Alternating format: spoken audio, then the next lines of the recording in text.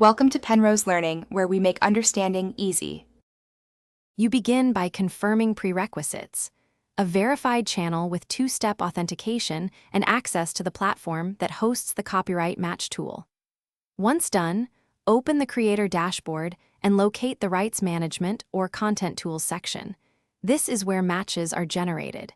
You should upload or link one reference video now, because the tool compares uploads against that source. Make sure file metadata and visibility settings are correct, so the system can index your sample quickly and accurately. Now you run the actual match process, upload the reference video or paste the source URL, and add precise metadata so detection improves. You then choose the comparison scope, public uploads, private clips, or channel-wide checks, because that determines the search breadth. Once scanned, watch the dashboard for indexing progress and preliminary hits.